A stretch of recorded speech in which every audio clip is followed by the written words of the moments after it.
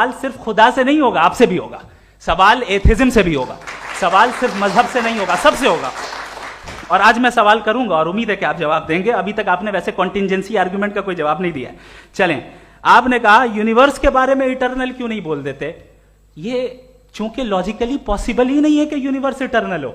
Universe एक contingent चीज है जो टाइम एंड स्पेस के पाबंद है, टाइम एंड स्पेस से बाउंड है। जो टाइम एंड स्पेस से बाउंड होगा वो कॉन्टिंजेंट होगा, जो कॉन्टिंजेंट होगा वो उसकी बिगिनिंग हुई होगी, जिसकी बिगिनिंग हुई होगी वो इटर्नल नहीं हो सकता। ये तो कॉमन सी बात है। आपने कहा कि किसी मजहबी किताब में डायनासोर का जिक्र नहीं है। अफसोस कि आज तक किसी मैथमेटिक्स की किताब में मुझे डायनासोर का जिक्र नहीं मिला। तो इसका मतलब मैथमेटिक्स की किताब बेकार है? नहीं, उसका वो टॉपिक नहीं है। रेवलेशन का और मजहबी किताबों का टॉपिक ये नहीं है कि आपको आके बताए साइकिल कैसे बनाते हैं, या आकर ये बताएं कि जो है डायनासोर कब था। वो तो मोरालिटी सिखाने आया है, गॉड के बारे में बताने आया, नॉन फिजिकल रियलिटी की हकीकत को सिखाने के लिए आया। रिलीजियन साइंस को रोकता है? नहीं रोकता। अगर रोकता है तो गलत करता है। रिलीजियन साइंटिज्म को रोकता है, जिसमें हमारे जावेद साहब मुब्तला हैं।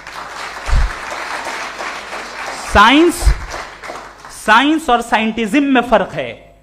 साइंटिज्म यह है कि आप समझें कि साइंस और साइंटिफिक मेथोडोलॉजी ये नॉलेज को हासिल करने का वाहिद सोर्स ऑफ नॉलेज है। यह है साइंटिज्म।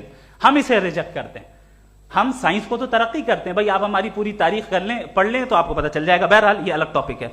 उसके बाद इन्होंने एक लफ्ज कहा, वेटिकन ने फतवा दिया। वेटिकन का फतवे से कोई ताल्लुक नहीं है, दोनों कॉन्ट्राडिक्टरी अल्फाज हैं। उसके बाद उन्होंने कहा कि भाई हमें नहीं मालूम। अगर नहीं मालूम तो क्लियरली कह देना कि नहीं मालूम है, इसमें क्या हरज है। तो वही तो मैं कह रहा हूं ना कि आप कह दें कि नहीं मालूम, लेकिन क्लेम क्यों कर रहे हैं कि गॉड एग्जिस्ट नहीं कर रहा है।